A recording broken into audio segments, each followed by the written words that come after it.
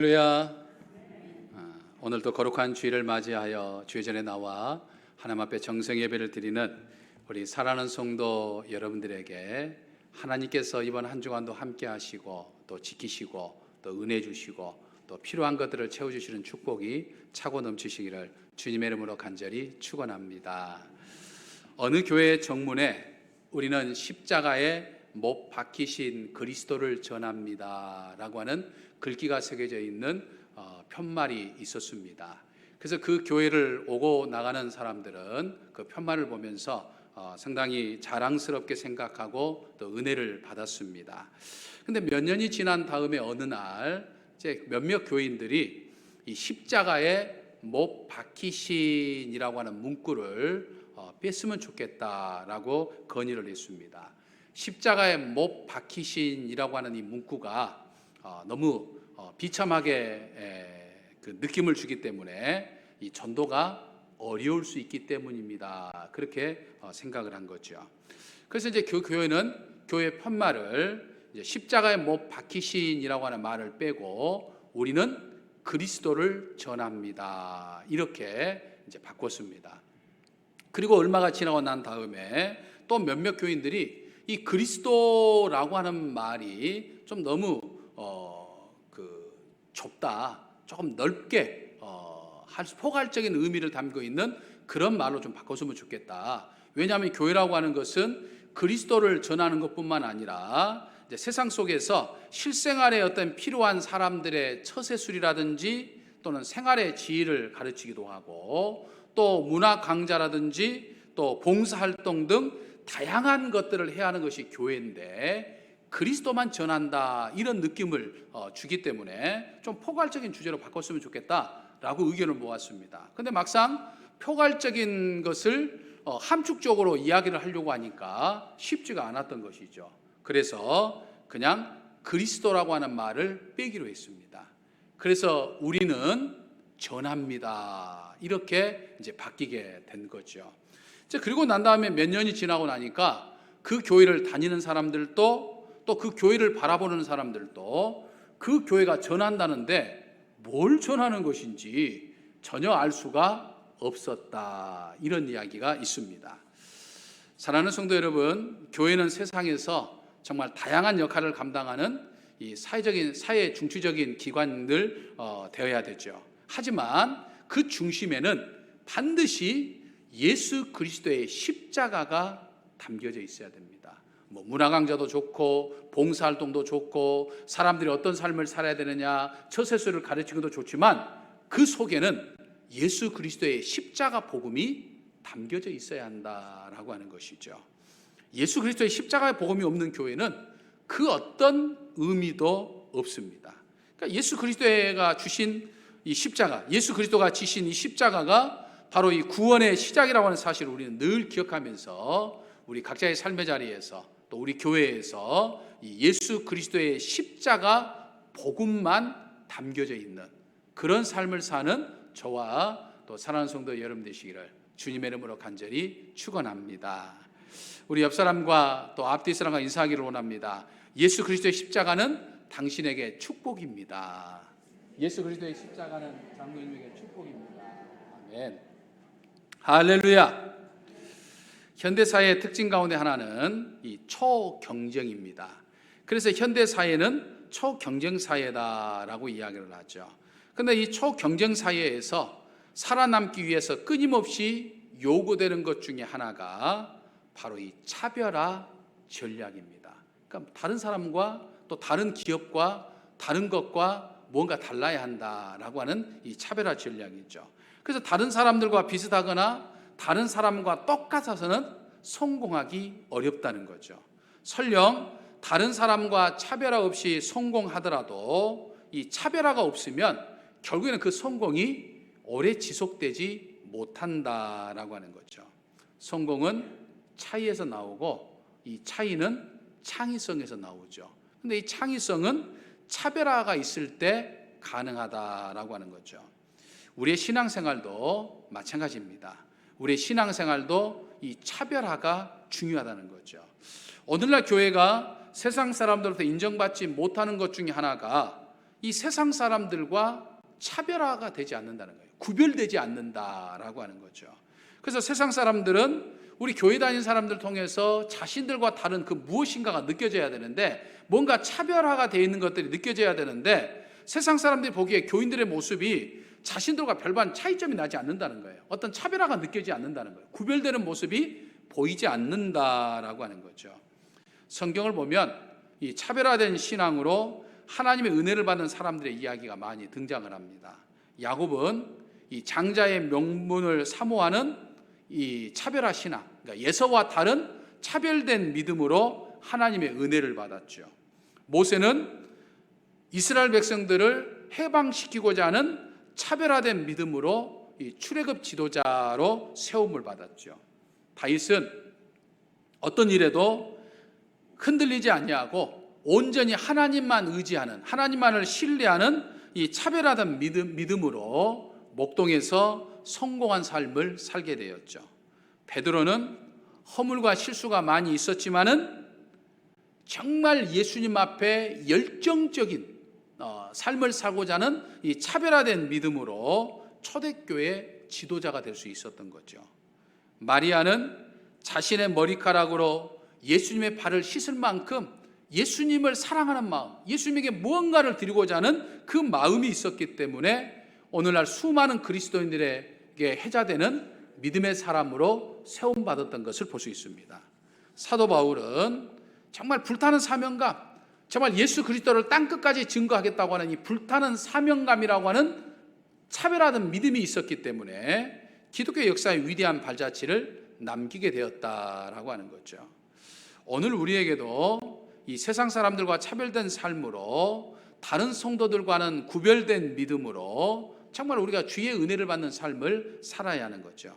하나님은 하나님의 은혜를 베풀 만한 사람에게 은혜를 베푸신다라고 하는 거죠. 오늘 본문에 등장하는 노아가 바로 그 대표적인 사람이었죠. 그는 온 세상 사람들이 홍수 심판으로 전부 다 심판을 받았음에도 불구하고 그는 구원의 은혜를 받았던 거죠. 당시 사람들이 물로 심판을 받아가지고 전부 다 죽임을 당했습니다. 전부 다 죽었습니다.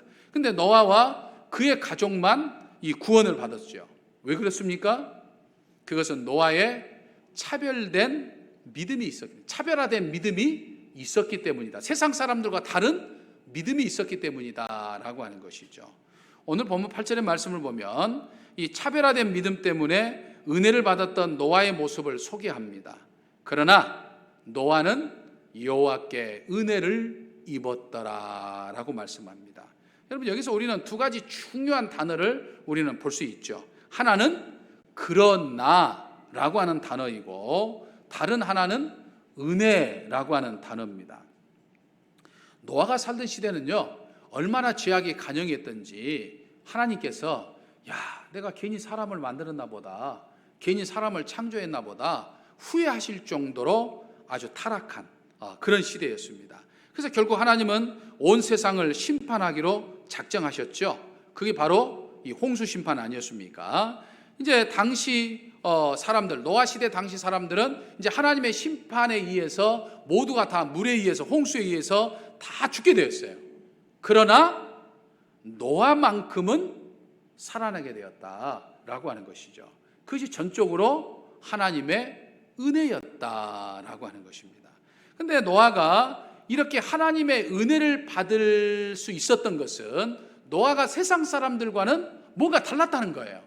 세상 사람들의 모습과는 완전히 다른 차별화된 그 무엇이 있었다는 거죠. 그 믿음이 있었다라고 하는 거예요.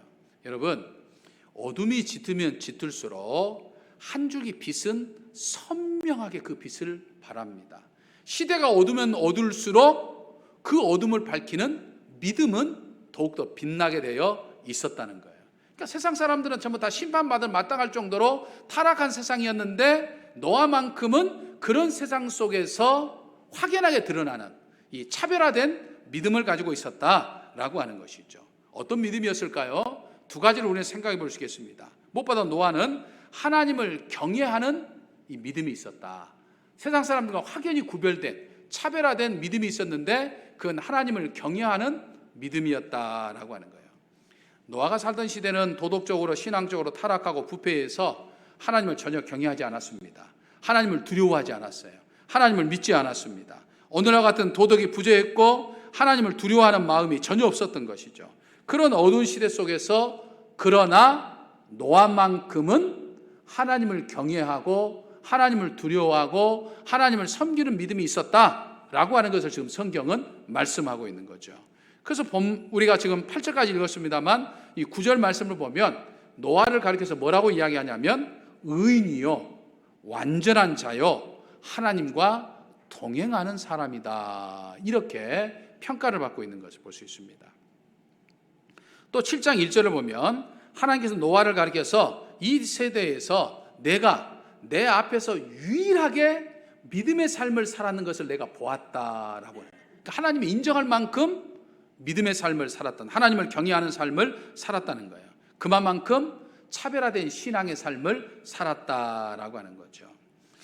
강해 설교자로 유명했던 이 알렉산더 맥클라렌 목사님은 이 노아를 가리켜서 이 고독한 성자다라고 말합니다. 그러니까 하나님 앞에 신실한 믿음의 삶을 살았기 때문에, 거룩한 삶을 살았기 때문에 성자라고 이야기했지만 노아 시대는 전부 다 타락한 삶을 살았고 오직 노아만 마치 고독하게 혼자 믿음의 삶을 살았을 정도로 신앙의 삶을 살았기 때문에 그를 가리켜서 고독한 성자다, 이렇게 이야기를 하는 거예요. 사랑하는 성도 여러분, 오늘 우리 역시 정말 믿음이 없는 이 시대, 하나님을 전혀 경외하지 않는 이 시대, 하나님을 두려워하지 않는 이 시대, 하나님을 믿는 사람보다는 하나님을 믿지 않는 사람들이 더 많은 이 시대 속에서 마치 나는 나 혼자만이라도 내가 하나님을 온전히 섬기겠다, 나 혼자만이라도 내가 믿음의 삶을 살겠다, 나 혼자만이라도 기도의 재단을 지키겠다, 나 혼자만이라도 이 예배 자리를 지키겠다, 이 차별화된 믿음을 우리가 가지고 있어야 된다. 마치 이 고독한 성자처럼 그런 대열을 우리가 참여할 수 있는 차별화된 믿음의 삶을 우리가 살아야 한다고 하는 사실을 깨달아 볼 수 있는 거죠. 요셉은 노예로 팔려갔어도 믿음을 지키면서 마치 고독한 성자처럼 신앙의 삶을 살았기 때문에 하나님의 은혜로 이 고대 근동세대 최강대국이었던 이 이집트의 총리가 될 수 있었던 거죠. 다니엘도 포로 생활이라고 하는 그 어떤 어려움 속에서도, 불리함 속에서도 온전히 마음을 정하여서 하나님 앞에 내가 기도하는 삶을 살겠다고 다짐하며 차별화된 믿음을 가지고 살았기 때문에 하나님의 은혜를 받아서 당시 최강대국이었던 이 바벨론 제국의 총리까지 될 수 있었던 것이죠. 어두운 시대를 살아갈수록 정말 코로나 같은 바이러스의 공격적인 위협 속에서도 하나님을 두려워하는 사람보다는 자기 임의대로 살고자 하는 사람이 많으면 많은 시대에 살아갈수록 우리는 더욱더 차별화된 모습, 믿음을 갖는, 어떤 믿음? 하나님을 경외하는 이 믿음, 이 믿음을 우리가 가지고 살아야 한다라고 하는 거예요. 이 믿음이 세상 사람들과 나와 분명히 구별되게 하고 차별화되게 하여서 정말 하나님의 은혜를 받게 되는 것이고 결국 승리하게 되는 것이다 라고 하는 사실을 깨달아 볼 수 있습니다. 그러므로 이번 한 주도 정말 세상 사람들 앞에서 하나님을 경외하는 이 구별된, 이 차별화된 믿음을 통해서 하나님의 은혜도 받고 또 하나님께서 승리하게 해주시고 세워주시는 축복을 받는 저와 우리 사랑하는 성도 여러분 되시기를 주님의 이름으로 간절히 축원합니다. 다음으로 노아에게는요, 하나님이 주신 사명을 다하는 믿음이 있었습니다. 여러분, 노아는요, 하나님을 온전히 경외하는 삶을 살았을 뿐만 아니라 하나님께서 자신에게 맡겨준 사명을요, 그 어떤 일이 있어도 흔들리지 아니하고 아주 굳건하게 자기 자리를 지키며 살았던 이 사명의 사람이었습니다. 노아가 480세가 됐을 때 하나님의 명령을 받고 600세가 되어던 해까지 120년 동안 무려 이 사명에 붙잡힌 바 삶을 살았습니다. 노아의 사명이 무엇이었습니까? 두 가지가 있었죠. 하나는 방주를 지어라 라고 하는 거였고요, 다른 하나는 방주를 다 지어서 홍수 심판이 일 때까지 복음을, 하나님을, 구원의 복음을 전하는 일을 하라는 거였습니다. 우리는 단순히 노아가 120년 동안 방주만 지었다 이렇게 생각해서는 안 됩니다. 오히려 노아는요, 방주를 짓는 과정 속에서 수많은 사람들의 조롱을 받았음에도 불구하고 하나님의 심판이 온다, 하나님이 물로 심판하실 것이다, 내가 이렇게 지금 배를 만드는 이유는 하나님께서 물로 심판하시기 때문에 너희들이 이 일에 동참해야 된다, 너희들이 하나님을 믿어야 된다, 너희들이 하나님을 섬겨야 너희들이 이 홍수 심판에 구원받을 것이다 라고 복음을 증거하는 삶을 살았다라고 하는 거예요. 하나님은 세상을 심판하기로 작정하셨지만 한 사람이라도 더 구원받기 원하시는 분이 우리가 믿는 하나님이에요. 하나님의 모습이 바로 사랑이기 때문에 그렇습니다. 그 사랑의 결정체가 바로 예수 그리스도의 십자가 아니겠습니까? 지금까지 알려지고 밝혀진 이 학자들의 연구조사에 의하면 이 방주의 크기가 길이가 한 135m라고 그래요. 길이가. 그 다음에 넓이가 한 22.5m, 그리고 높이가 13.5m, 크기 용량은 4,300톤이라고 그럽니다. 그러니까 1톤짜리 우리 봉고 트럭이 몇 대? 4,300대가 있는 정도. 얼마나 큰 크기. 그러니까 우리 교회보다도 훨씬 지금 큽니다. 그 크기의 방주를 노아가 혼자 지었으니까 120년이 걸렸다고 하는 것 충분히 납득이 되죠. 더더군다나 지금처럼 뭐 좋은 장비가 있는 것도 아니고 최소한의 어떤 도구를 가지고 방주를 지었으니까 120년이 걸리고도 남는 거죠. 노아 이 방주를 짓는 모습을 보면 당시 세상 사람들이 120년 동안 얼마나 비난하고 조롱하고 별의별 소리를 다 했지 않겠습니까? 그럼에도 불구하고 노아는 흔들림이 없었습니다. 하나님이 방주를 지라고 내게 사명 주셨으니까 방주를 지면서 사람들에게 복음을 증거한 거예요. 뭘 보면 알 수 있습니까? 베드로후서 2장 5절을 보면 베드로 사도는 이 노아를 가리켜서 의를 전파하는 사람 이렇게 이야기합니다. 다시 말하면 의로운 전도자란 이야기예요. 불의한 세상 속에서 하나님을 전하는 의로운 전도자였다라고 하는 거예요. 그러니까 노아는 120년 동안 방주만 지은 것이 아니라 방주를 짓기 위해서 오고 가면서 수많은 사람들을 만나서 하나님의 심판을 설명하면서 그들에게 복음을 전했다, 구원의 복음을 전했다라고 하는 거예요. 그런데도 고작 자기 가족과 자신 7명밖에 구원하지 못했어요. 그러니까 여러분 전도가 얼마나 어려운지 몰라요. 여러분 전도 어렵잖아요. 얼마나 전도가 어려운지 모릅니다. 그럼에도 불구하고 우리는 노아처럼 꾸준히 전도해야 된다는 거예요. 언제까지? 심판의 때까지.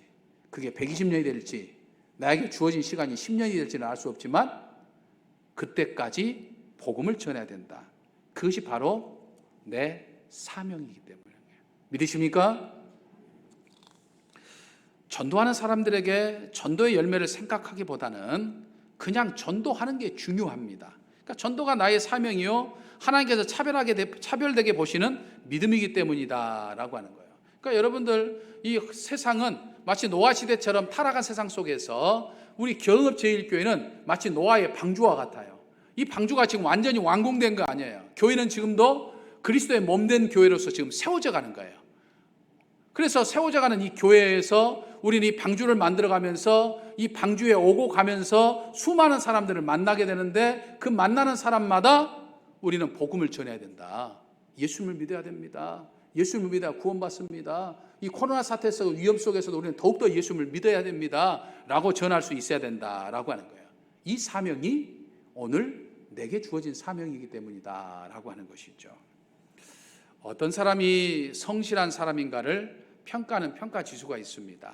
성실주의의 특급은 누가 시키지 않아도, 하나님이 명령하지 않아도 이게 내 일이구나, 내가 해야 할 사명이구나 라고 스스로 깨닫고 일하는 사람입니다. 성실주의의 1급은 눈치가 보이면 이거 내가 지금 해야 되는가 보구나 생각하고 얼른 깨닫고 즉시 일하는 사람입니다. 성실지수의 2급은 다른 사람이 이야기해 주니까 집사님, 권사님, 이게 지금 집사님이 해야 할 일입니다, 권사님이 하셔야 할 일입니다 라고 말해주니까 이게 내 일이구나 생각하고 그 일을 하는 사람이에요. 성실지수 3급은 그냥 자기 깨닫는 거, 그 안에서만 그냥 그 주어진 일만 그냥 하는 거, 최소한의 것만 하는 거예요. 성실지수의 4급은 계속해서 반복적으로 이야기하고 바꿔서야 그때서야 이제 일하는 사람이죠. 여러분, 그런 뭐 특급 1, 2, 3, 4급 사람을 보면서 정말 하나님 나라에 쓰임받는 사람이 어떤 사람이겠습니까? 나는 몇 급 정도 된다고 생각하시면 하나님 보셨을 때 쓸모없는 사람은 막 책망하고 막 두세 번 이야기해야 그때사야 어쩔 수 없이 겨우겨우 움직이는 사람일 거예요. 근데 그나마 괜찮아요. 근데 위험한 사람이 있어요. 어떤 사람이 위험한 사람입니까? 누가 뭐라고 하든지 말든지 그냥 고집대로 자기 멋대로 사는 사람이 위험한 사람이에요. 하나님의 뜻대로 살지 못하고 하나님이 뭐라고 말씀하셔도 상관없이 그냥 내 하고 싶은 대로 그냥 하는 사람이 위험한 사람이다 이 말이에요. 근데 여기에 또 불행한 사람이 있어요. 불행한 사람. 어떤 사람이 불행할까요? 일해야 될 때, 예배드려야 할 때, 하나님의 일을 해야 할 때 일할 분위기는 만들지 않고 불평불만만 하면서 그 일을 그르치게 하는 사람은 불행한 사람이에요. 여러분, 행여나 우리는요, 하나님 앞에 구원받아 믿음의 삶을 살면서 쓸데없는 사람, 또는 위험한 사람, 또는 불행한 사람으로 낙인 찍히는 것이 아니라 정말 하나님으로부터 노아처럼 120년 동안 꾸준히 맡겨진 사명을 감당하는 그 어떤 일이 있어도, 더한 일이 있어도, 코로나 사태에 어떤 위협이 있어도 꾸준히 내 할 일 해야 하는, 그래서 하나님으로부터 참으로 착하고 충성된 종이라고 인정받는 그런 사람이 우리가 돼야 된다라고 하는 것이죠. 미국의 어느 강산에서 일하던 이 햄크스라고 하는 사람이 갑작스런 사고로 이 두 눈과 두 손을 모두 잃어버렸습니다. 얼마나 정말 비참했겠습니까? 하루아침에 쓸모없게 버려버린 자신의 모습을 비관하면서 그는 이제 자살을 결심하고 몇 번이나 자살을 시도했습니다. 그런데 두 눈도 없지, 두 손도 없지, 그런 사람이 자살을 시도하는 것도 쉽지 않은 거예요. 그러니까 번번이 실패한 거예요. 어떻게 하면 내가 정말 이 비참한 생을 끝낼까 생각하다가 할 수 있는 것이 내가 굶어 죽으면 되겠다 생각하고 이제 굶어 죽기로 작정을 했습니다. 몇 날 며칠 굶고 있던 중에 갑자기 우연히 라디오에서 한 이야기가 들리는데, 그는 당시에 이 예일 대학교의 교수이고 유명한 이제 목사였던 분이 자기 바로 옆에 집 바로 옆에 있는 교회에 이 집회를 하러 온다고 하는 이야기를 듣게 된 거예요. 그래서 하도 유명한 사람이니까 그래, 내가 굶어 죽더라도 한번 들으나 보고, 얼마나 유명한 사람이 얼마나 말을 잘하는가 한번 보자, 한번 들으나 보고 내가 죽어야겠다 생각하고 그 집회에 참석을 하게 된 거예요. 근데 그 설교 중에 누구든지 사람마다 하나님으로부터 받은 사명이 있습니다 라고 하는 그런 설교를 들은 거예요. 그래서 이제 예배가 끝나고 난 다음에 그 목사님에게, 목사님, 나같이 두 눈도 없고 두 손도 없는 나 같은 사람도 사명이 있습니까? 라고 물었어요. 그저 목사님이 대답하기를, 당연합니다.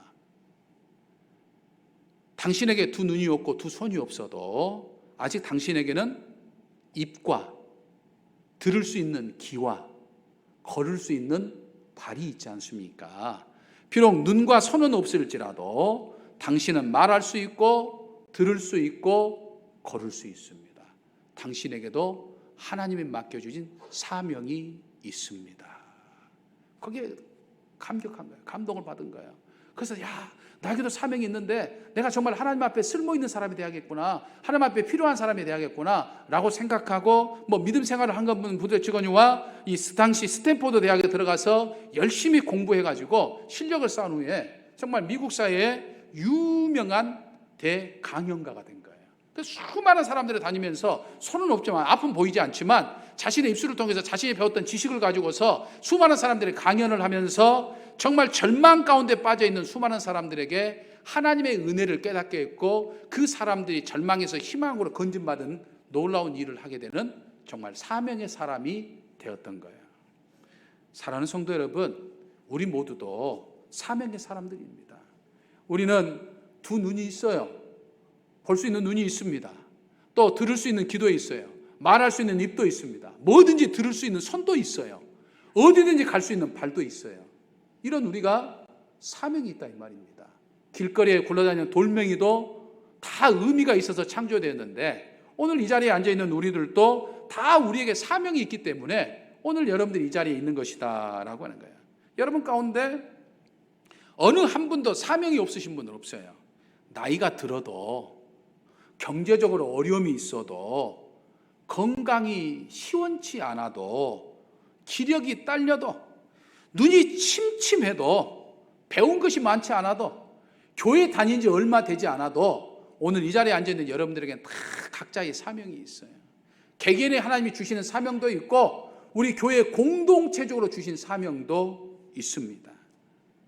그 사명이 각각 다르지만 또 동일한 사명도 있는 거죠. 그래서 우리는 이 맡겨진 사명, 하나님이 내게 주신 사명, 여러 가지 사명들이 있는데 그 사명은 무엇보다 각자의 삶의 자리에서 코로나 사태 때문에 사람들이 힘들어하고 어려워하고 절망하고 자잘한 이 시대 속에서 정말 굳건하게 하나님이 내게 맡겨주신 그 일들을 해나가면서 굳건하게 믿음의 삶을, 하나님을 경외하고 믿음의 삶을 살아가는 그런 사명도 나에게는 있는 것이고, 또 교회에서도 나에게 맡겨준 사명도 있는 것이고, 입을 열어서 전도하는 사명도 내게 있는 거예요. 그러니까 우리는 이번 한 주간 동안 이 사명 따라 살아야 된다. 이것이 하나님이 보셨을 때 세상 사람들과 믿음의 삶을 나를 구분할 수 있는 차별화된 믿음이다. 이 믿음의 삶을 우리는 이번 한 주도 살아야 함을 우리는 깨달아 볼 수 있습니다.